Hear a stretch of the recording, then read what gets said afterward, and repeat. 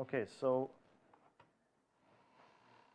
if we look at the reads now, so basically it's all the same steps. I'm not doing to explain again what we do. Just we can look at the numbers. So already here you can see that in the reads table, the values of the expression are much higher than the UMI table, right? This is a general rule that you usually UMIs remove a lot of, with UMIs you can remove a lot of amplification biases, which you cannot remove with the reads. So that's why usually the read numbers are much higher than the UMIs. So then we define the same ERCCs, the same mitochondrial genes. Now, if we look at the distribution of total counts, actually, as you said, now we see the kind of bimodal distribution. So we have some peak here and some peak here. So we decided that we will just remove those cells from consideration. Again, depending on your experiment, you might want to keep them. You have to consider it yourself and decide yourself. But as you see, again, the values here are much more different from what we had before. So here we have already millions of counts, whereas in the UMIs we had thousands. So our filter removed 180 cells, which is quite a lot. Total features actually looks more or less the same as UMIs. So again, we have 9,000 genes expressed on average. So this means that the kind of distribution of the values in the expression matrix is more or less the same as in the UMIs, but the values themselves are much higher. And that's why the previous plot, on the x-axis, you have much higher values. So instead of having one count, you have 50 reads. So this filter removes 120 cells. Now, if we look at the mitochondrial genes, the distribution is similar. So I had a question why. So for the UMIs, we cut off at 10%. For the reads, if you look down here, we cut off at 30. So it's just our choice again. So we could cut off at 20, for example. Just looking at the distribution and figuring out what would be the reasonable threshold, that's the common approach. So there is no rule here. I can't tell you which value is the best. So if we look at the ERCCs, again, we can see this bad batch that we saw before with the UMIs, but the effect is much less. So UMI data is usually cleaner, and you can better see some of the technical or biological effects. So, but we still see this is the bad batch, so we can remove it as well, as we did in the past.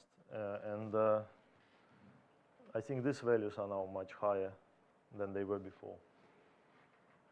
So we can also cut somewhere here.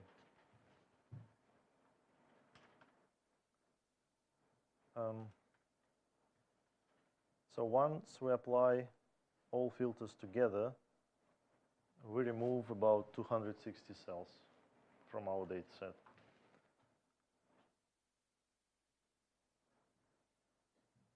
And so here we have the default filter. Default filter removes 37 cells, and previously it removed only 6. And then we have the automatic outlier detection from the PCA plot. And as you can see, here we don't have lots of obvious outliers. So I think in the past, the outliers were kind of separated in a separate group. Here, they're much closer to the majority of other cells. So it's hard to identify them. But anyway, it removes 111 cells. And here is the comparison of the different filters. And again, our manual filter includes all the cells from the default and automatic filter, but also we removed 141 additional cells. If we look at the gene expression for the reads, it looks similar to what we saw before. So you have some ERCCs here. Top 50 genes account for 20% of total counts. So kind of similar picture. And now for the reads, sorry, for the genes, if we apply a gene filter, so here we ask for,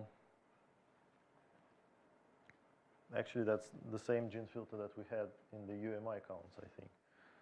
So probably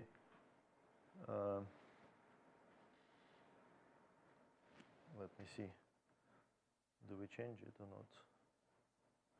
Yeah, so we actually apply the same filter as we had for the UMI counts, which is probably not correct. So you might want to have this value a bit higher for the reads. So you want to have more than, for each gene, more than 2 cells expressing at least one read, which is not good because we have lots of reads in every cell. So we say more than 2 cells with at least 50 reads, because the read counts are much higher, as I said, than UMI counts. But here we apply this simple filter, the one that we used before, and actually it removes 2,500 genes. So in 2,500 genes, we have only 1 cell expressing something. And those genes are usually non-informative. You don't want to keep them. Because as I said, like for smaller data set, you can keep them for the smaller data set. And once you do some downstream analysis, they will not affect anything, any of your results. They will be just there, but there is no signal in them. But if you have larger data set, like if you have 1 million cells, and if you remove 2,000 cells 2,000 genes from your data set, this will save you gigabytes of memory. So, and when you do downstream analysis on a data set which is several gigabytes smaller than the original data set, it will make your life easier and your tool will run much faster. So you have to be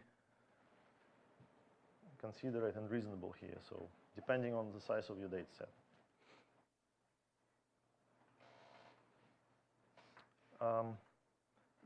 Yeah, so that's it. So after all the filtering steps, we keep 16,000 genes and 600 feature cells.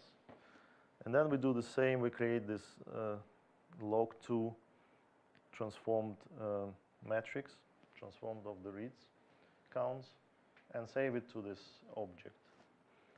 So as I said, if you shouldn't do this, you shouldn't run this command if you haven't done all the filters that we did before, because you already have this data set in your file system available. So if you rewrite it with your own object, you may need to make sure that you applied all the filters that we showed in this chapter. But if you saved it, it's fine. We can sort it out afterwards.